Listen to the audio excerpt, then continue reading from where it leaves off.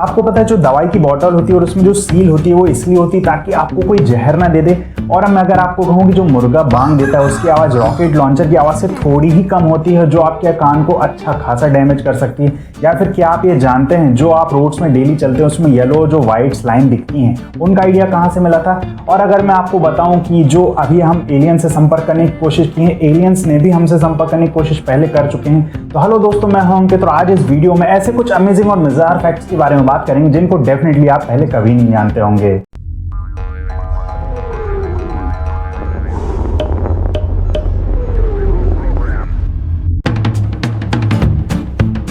अपनी कार में बैठ के लॉन्ग ड्राइव में जाना या फिर ऐसे ही शादी पार्टी वगैरह को अटेंड करना किसको पसंद नहीं होता है, मगर तब तक ही जब तक आप किसी ट्रैफिक में ना फंसे हों। जी हाँ, मेरी इस बात को वो लोग ज़्यादा रिलेट कर पाएंगे जो बड़ी सिटी और मेट्रो सिटीज़ में रहते हैं।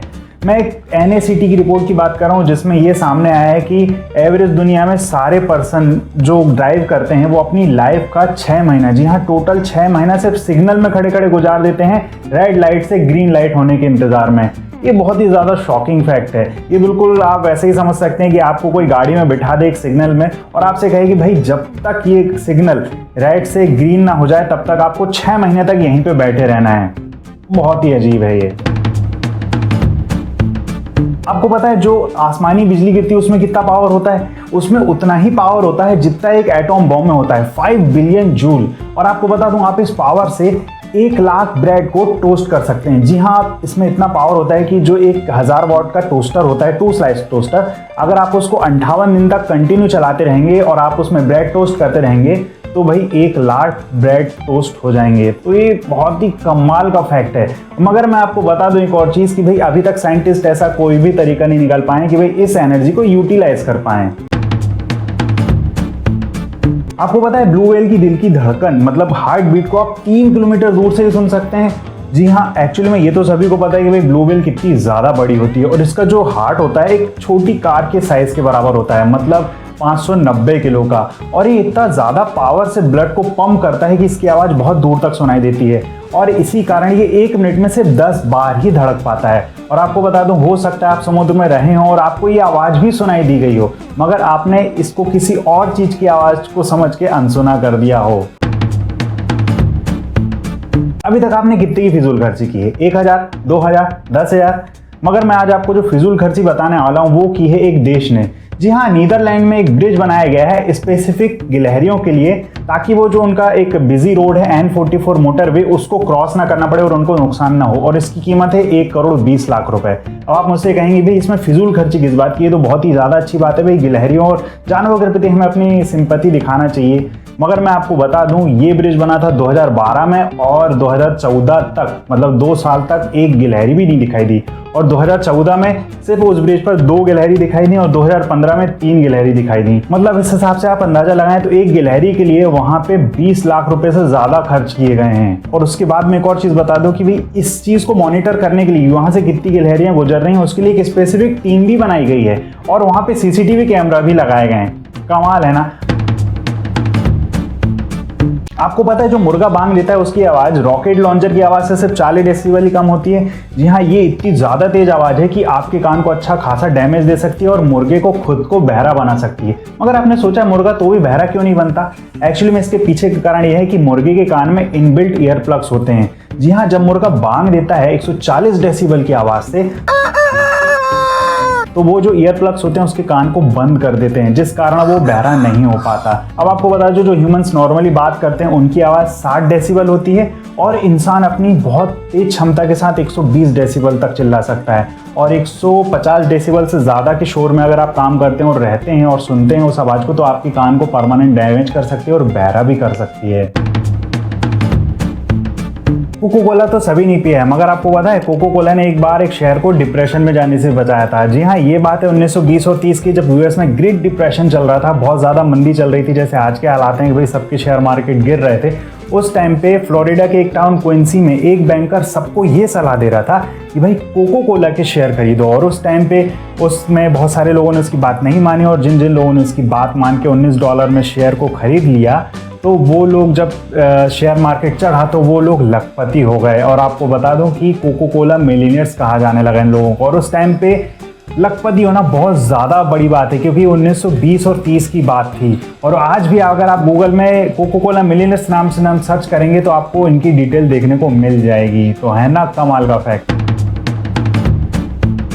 इंसान ने तो एलियंस को ढूंढने की बहुत कोशिश करी स्पेस में, और हमने स्पेस में अलग अलग सिग्नल्स भी भेजे, मगर कोई रिजल्ट नहीं निकला। मगर आपको पता है एलियंस ने हमसे पहले हमसे संपर्क करने की कोशिश कर चुके हैं। जी हाँ, ये बात है 15 अगस्त 1977 की, जब यूएस की ओहायो स्टेट यूनिवर्सिटी के बिग ईयर रेडियो टेलीस्कोप में 72 सेकंड लंबा एक सिग्नल मिला। इस सिग्नल में लिखा हुआ था 6EQUJ5।